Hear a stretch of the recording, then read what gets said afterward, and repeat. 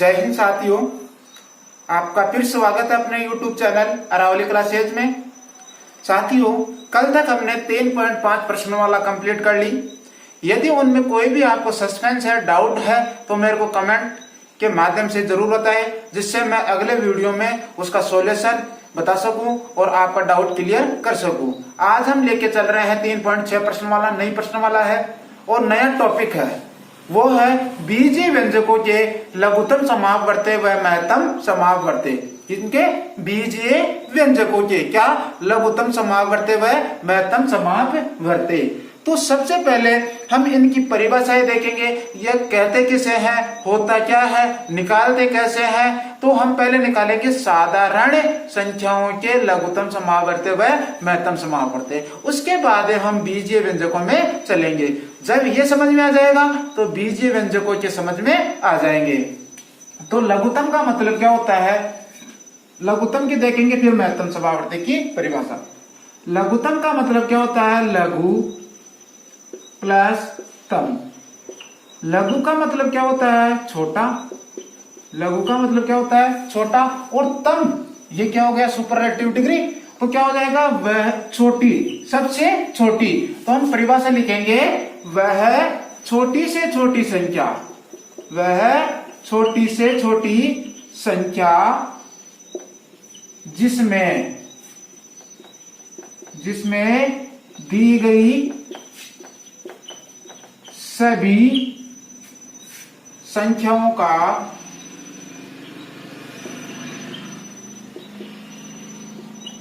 भाग चला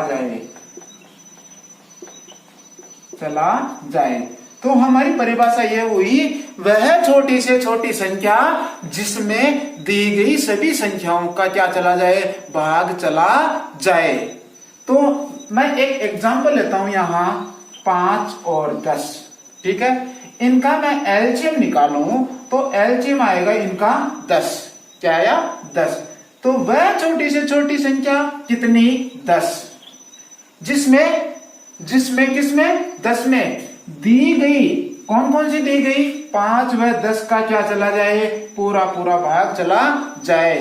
तो वो क्या कहलाएगा, लघुत्तम समापवर्ती कहलाएगा। ये लघुत्तम समापवर्ती की परिभाषाएं आपकी कॉपी में नोट डाउन हो जानी चाहिए, ठीक है। तो क्या हुआ, वह छोटी से छोटी संख्या जिसमें दी गई सभी संख्याओं का क्या चला जाए, भाग चला जाए, वो क्या कहलाएगी, लघुत्तम समापवर्ती कहलाएगी, ठीक है।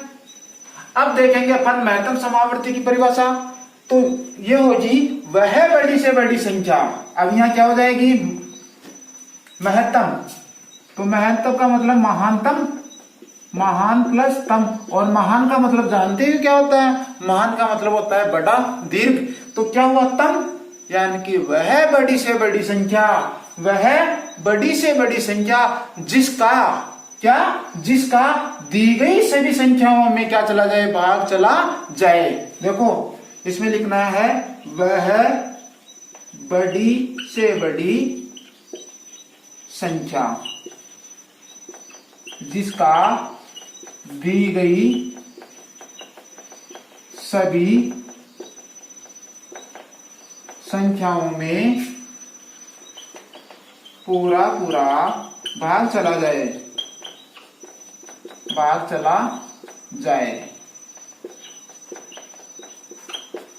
दो परिभाषा मैंने लिखा दी, महत्तम की, एक लघुत्तम की और एक महत्तम की। तो वह बड़ी से बड़ी संख्या जिसका, इन शब्दों पे गौर करना है, जिसका दी गई सभी संख्याओं में क्या चला जाए, भाग चला जाए, वो क्या कहलाएगी, महत्तम समापवर्ती। जैसे 5 और 10 वापस ले लें तो इसका महत्तम आएगा कितना, 5। तो वह बड़ी से बड़ी संख्या कौन सी, 5, जिसका दी गई कौन सी, 5 व 10 में क्या चला जाए, पूरा भाग चला जाए। इसका बाद इनमें जाना चाहिए। और लघुत्तम में क्या होता था, लघुत्तम कितना आएगा, इसका 10 आएगा। तो 10 में इन संख्याओं का क्या चला जाए, भाग चला जाए। तो उम्मीद करूंगा ये परिभाषा आपको अच्छी तरीके से समझ में आ गई होगी। ये आपकी कॉपी में लिखी हुई होनी चाहिए और याद भी होनी चाहिए, ठीक है, और माइंड में भी लिखी हुई होनी चाहिए। तो ये तो हो गई परिभाषा। ठीक है, अब निकालते हैं हम लघुत्तम और महत्तम समावर्ती कैसे निकालते हैं। ठीक है, तो हमारे पास साधारण संख्याओं का लघुत्तम और महत्तम समावर्ती निकालेंगे पहले। तो कैसे निकालेंगे, जैसे हमारे पास ये आ गया 10 और 15। ठीक है, इसके क्या निकालना है, एलसीएम निकालना है और एचसीएफ निकालना है, यानी कि लघुत्तम समावर्ती और महत्तम समावर्ती निकालना है। क्या निकालना है, लघुत्तम और महत्तम समावर्ती निकालना है। ठीक है, तो सबसे पहले इन संख्याओं के क्या करेंगे हम, अभाज्य गुणनखंड। क्या करेंगे, अभाज्य गुणनखंड। अब इनका भी क्या समझे हम, पहले मतलब समझे। तो अभाज्य का मतलब क्या होता है, अ प्लस भाज्य। अ क्या है, इसमें उपसर्ग है। ठीक है, तो भाज्य। अ का मतलब नहीं, अ का मतलब क्या होता है, नेग्लेक्ट। क्या होता है, नेगेटिव। भाज्य, जो भाज्य नहीं है। क्या नहीं है, भाज्य नहीं है। अब भाज्य तो किसे कहेंगे, मैंने शब्दावलियां बताई है नंबर सिस्टम में पहले वाले वीडियो में, वहां जाकर भी आप एक बार संख्या पद्धति जरूर देखें, जिससे आपका बेस मजबूत हो सके। तो अब भाज्य यहां भी बता देता हूं मैं, भाज्य जिसमें एक व उसी संख्या के अलावा किसी तीसरी संख्या का क्या आ जाए, भाग जाए, वो क्या कहलाएगी, भाज्य संख्या कहलाएगी। अब यहाँ उपसर्ग लगा दिया, अभाज्य हो गई। अब क्या हो जाएगा, अभाज्य में इस तीसरी संख्या का क्या नहीं जाना चाहिए, भाग नहीं जाना चाहिए, तो वो क्या कहलाएगी, अभाज्य संख्या कहलाएगी। ठीक है, तो अभाज्य का मतलब समझ गए। अब गुणनखंड, गुणनखंड का मतलब समझिए। इसका मतलब क्या होगा, गुणा प्लस खंड। गुणा प्लस खंड। खंड का मतलब क्या हुआ, टुकड़ा। खंड का मतलब क्या हुआ, टुकड़ा। और गुणा का मतलब यानी कि कोई संख्या है वो आपस में किस रूप में है, गुणा के रूप में है, तो उसके टुकड़े करेंगे। उसके टुकड़े कैसे करेंगे हम, अभाज्य गुणनखंड। कैसे टुकड़े करेंगे हम, अभाज्य टुकड़े करेंगे। किसके, जो संख्या होगी, जो गुणा होगा उसका अभाज्य टुकड़े करेंगे। ठीक है, तो उम्मीद करूंगा ये चीज भी आपकी समझ में आ गई होगी। अब हम एक एग्जांपल लेके देखते हैं, फिर सॉल्व करते हैं। जैसे मैंने 10 और 15 लिखा है, 10 और 15 लिखा है, तो इसका क्या करें हम, अभाज्य गुणनखंड करें और अलग अलग करेंगे। कैसे करेंगे, अलग अलग। जैसे हमने 10 लिया, 10 का अभाज्य गुणनखंड ऐसे करेंगे। ठीक है, इस संख्या में पहले सबसे छोटी अभाज्य संख्या कितनी होती है, 2 होती है। याद रखना, 2 सबसे छोटी अभाज्य संख्या होती है। ठीक है, इसमें सबसे पहले 2 का भाग देंगे, कितनी बार जाएगा, 5 बार। फिर दूसरी, अब कितने का भाग जा रहा है, 5 का। ठीक है, ये समझ में आ गया होगा। अब लेते हैं हम 15। इसमें 2 का जा रहा है क्या, 2 का भाग नहीं जा रहा है। 2 की परिभाषा, 2 से विभाजित होने वाली की परिभाषा क्या होती है, जिस संख्या का इकाई का अंक 0, 2, 4, 6 और 8 इनमें से कोई एक इकाई का अंक हो, वो किससे विभाजित होगी, 2 से विभाजित होगी। तो 2 का भाग नहीं जा रहा। फिर उससे बाद में बड़ी संख्या कितनी आती है, 2 से 3। 3 की वाचकता का नियम क्या होता है, यदि संख्या के अंकों को जोड़ दे, संख्या के अंकों को जोड़ दें, तो कितने के फाड़े में आए, वो 3 के फाड़े में आए।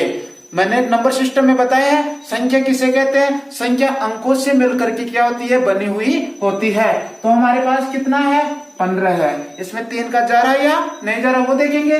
तो 1 और 5 को जोड़ा, कितने आ रहे हैं हमारे पास, 6 आ रहे हैं। इसका मतलब इसमें कितने का भाग जाएगा, 3 का भाग जाएगा। क्यों जाएगा, क्योंकि 3 के फाड़े में कितना आता है, 6 आता है, इसलिए इस संख्या में कितने का भाग जाएगा, 3 का भाग जाएगा। 3 का दे देंगे, कितना आ गया, 5, और 5 एकम 5।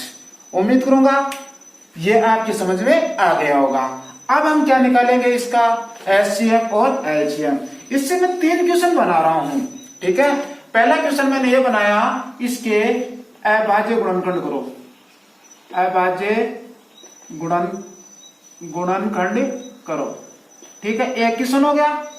दूसरा, इसका लघुत्तम समापवर्ती ज्ञात करो। तीसरा, महत्तम समापवर्ती ज्ञात करो। 3 क्वेश्चन हो गए, उनमें से एक क्वेश्चन हमने सॉल्व कर लिया।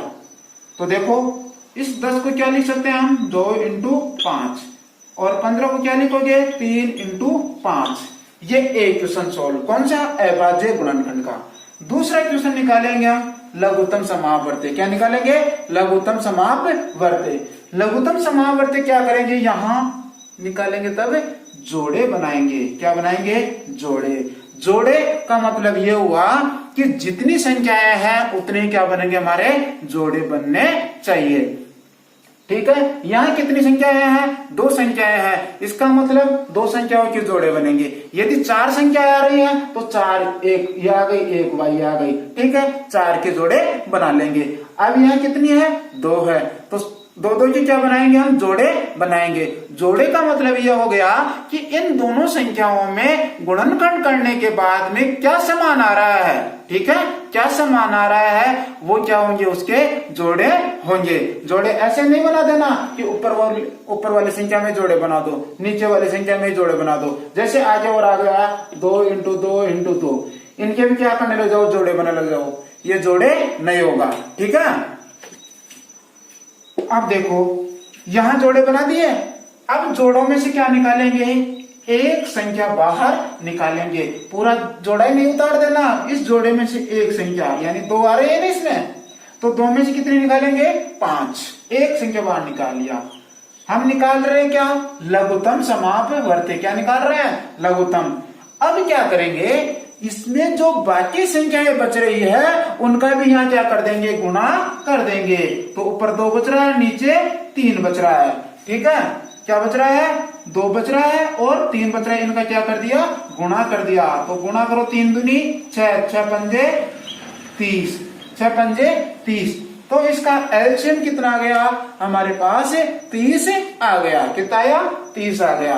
ठीक है, उम्मीद करूंगा ये चीज समझ में आ गई होगी। अब परिभाषा के अनुसार चलो, वह छोटी से छोटी संख्या, तो छोटी से छोटी संख्या कितनी आ गई, 30। जिसमें, किसमें, इस 30 में दी गई सभी संख्याओं का, दी गई कौन कौन सी, 10 और 15 का क्या चला जाए, पूरा पूरा भाग चला जाए। तो कितना आ गया, 10 का भाग 3 बार और 15 का भाग 2 बार। परिभाषा संतुष्ट है। अब क्या निकाले, अब निकालेंगे हम महत्तम समापवर्ती। महान संख्या, महत्तम, सबसे बड़ी। अब क्या करेंगे इसमें, ये क्वेश्चन समय से होगा। ठीक है, यहां तक तो ऐसे कैसे। अब इस महत्तम में क्या करेंगे, जोड़े बना लिया ना, उसमें से एक जोड़ा बाहर निकाल लो और बाकी की संख्याएं बच रही है उनको छोड़ दो। बस इतना सही क्या है, अंतर है। यहां गलती कोई भी नहीं करेगा। ठीक है, बड़ा है तो बड़ा अकेला रहने दो, यानी जोड़ा ही रहने दो। ठीक है, छोटा है तो सबको मिला दो, जो भी छोटे लोग बच रहे हैं ना, बाकी यहाँ 2 बच रहा है, 3 बच रहा है, उनको भी मिला दो। ठीक है, और बड़े बड़े तो अकेले अच्छे लगते हैं। ठीक है, और छोटी है तो सबको मिलाना है, सब मिलजुल के रहना है। ठीक है, और ये क्या हो जाएगा, महत्तम बड़ी संख्या में बड़ी संख्या। तो परिभाषा क्या हुई, वह बड़ी से बड़ी संख्या, वह बड़ी से बड़ी संख्या जिसका, किसका, 5 का दी गई सभी संख्याओं में कौन कौन से, 10 और 15 में क्या चला जाए, पूरा पूरा भाग चला जाए। ये क्या कहलाएगा, महत्तम समापवर्ती। तो उम्मीद करूंगा साथियों ये आपके समझ में आ गया होगा। ठीक है, अब निकालेंगे हम बीजीय व्यंजकों के। जो ये चीज मैंने बताई है ये हर एग्जाम में, हर कंपटीशन एग्जाम में हर जगह काम आता है। तो कृपया इसको ध्यान पूर्वक और याद भी करना है और समझना भी है और क्वेश्चन भी सॉल्व करना है। अब हम 3.6 का एक क्वेश्चन लेते हैं, निम्न के लघुत्तम समापवर्ती ज्ञात कीजिए। पहला क्वेश्चन है 24x² yz। 3.6 का पहला क्वेश्चन है 24x² yz, 24x² yz और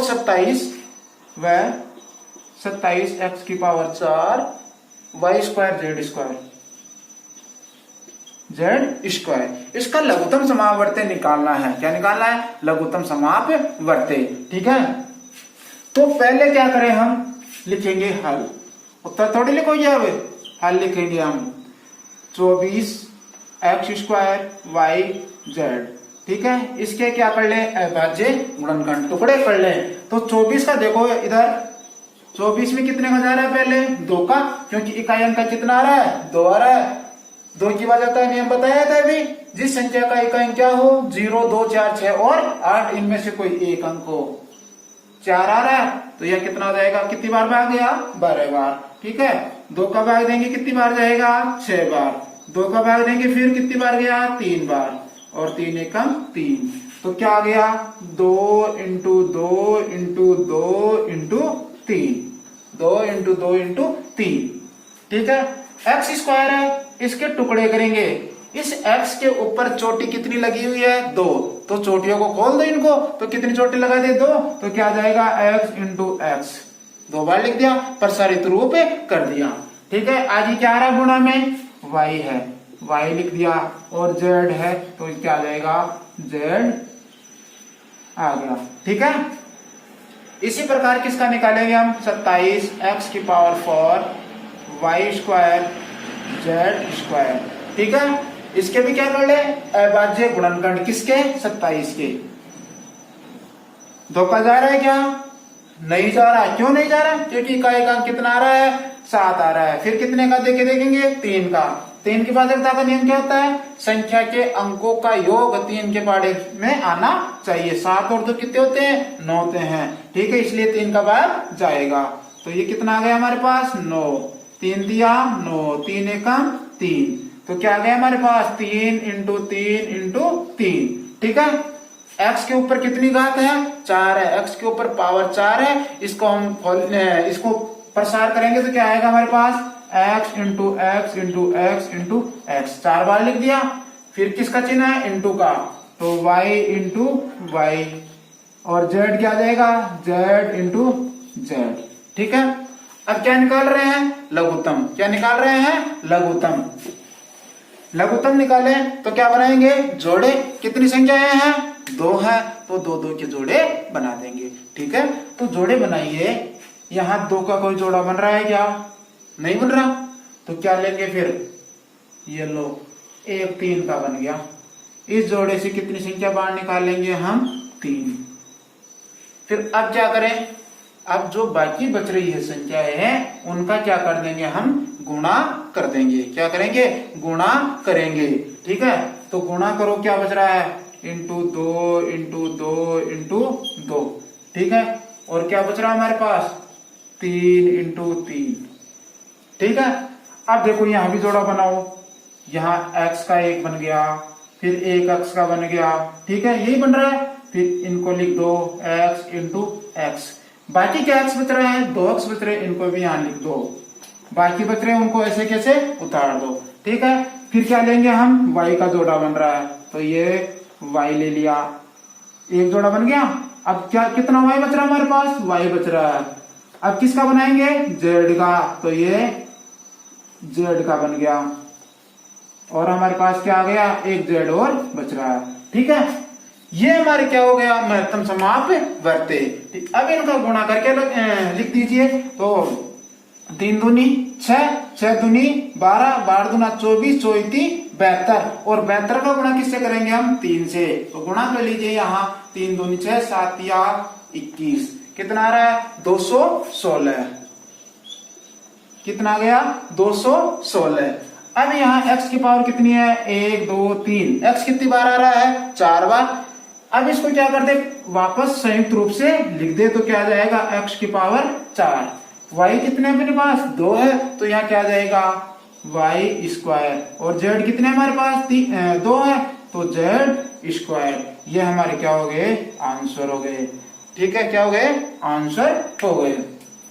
तो इस बीजीय व्यंजक का लघुत्तम समावर्ती कितना गया, 216 x की power 4 y square z square. क्या गया, 216 x की power 4 y square z square. ठीक है, ये हमारा क्या हो गया, आंसर हो गया।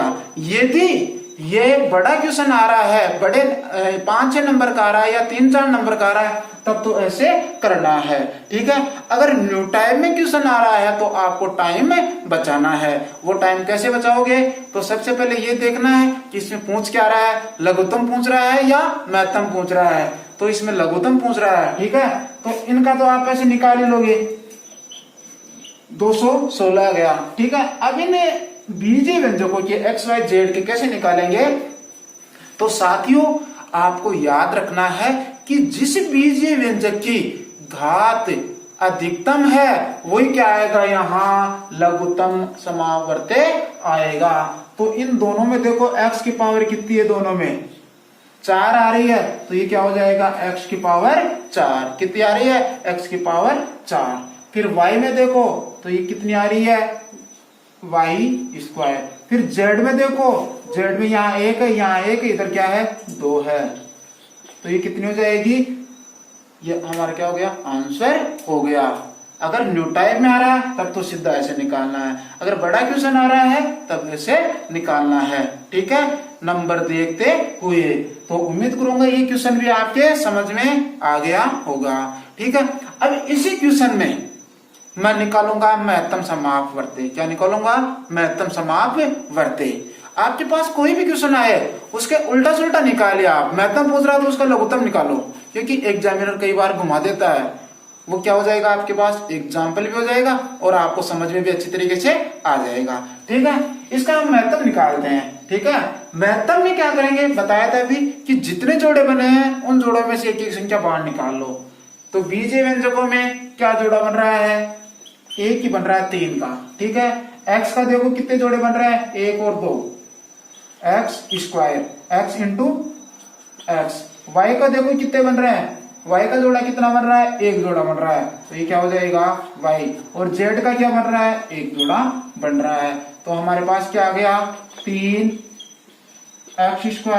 yz। ये क्या हो गया, महत्तम समापवर्ती हो गया। अंतर क्या है, इसमें पूरी संख्याओं को जोड़े बनाना है, बच रही संख्याओं को क्या करना है, गुणा करना है, जबकि महत्तम समावर्ती में जोड़ा ही निकालना है। तो उम्मीद करूंगा ये चीज भी समझ में आ गई होगी। ठीक है, महत्तम में अब सीधा निकालें तो कैसे निकालोगे आप, बीजीय व्यंजकों के तो कैसे, साधारण के तो क्या करोगे, अभाज्य गुणनखंड। अब बीजीय व्यंजकों की जो XYZ उनका कैसे निकालेंगे हम।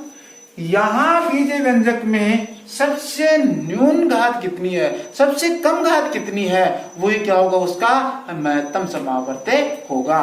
तो देखिए इधर इसका तो कितना आ गया जोड़ा, तो 3। अब इन दोनों में देखिए x की पावर सबसे कम किसमें है, 2 है, तो ये क्या हो जाएगा x²। y में देखिए यहाँ 2 है, यहाँ 2 है, ये तो दोनों क्या हो जाएगी कैंसिल, तो क्या आ जाएगा yz। ये क्या हो जाएगा अपना आंसर।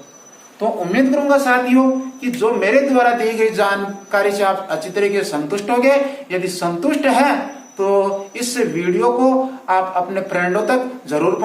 अब हम मिलेंगे अगले वीडियो में अगले प्रश्नों के साथ, और मैं आपसे यह भी अपेक्षा करूंगा कि जो तीसरी प्रश्नावली में आपको क्वेश्चन नहीं आ रहे हैं वो मेरे को कमेंट बॉक्स के माध्यम से, कमेंट के माध्यम से जरूर बताएं, जिससे मैं अगले वीडियो में आपको जरूर बता सकूं, जो आपके डाउट है उनको क्लियर करवा सकूं। इन्हीं के साथ जय हिंद, जय भारत, धन्यवाद।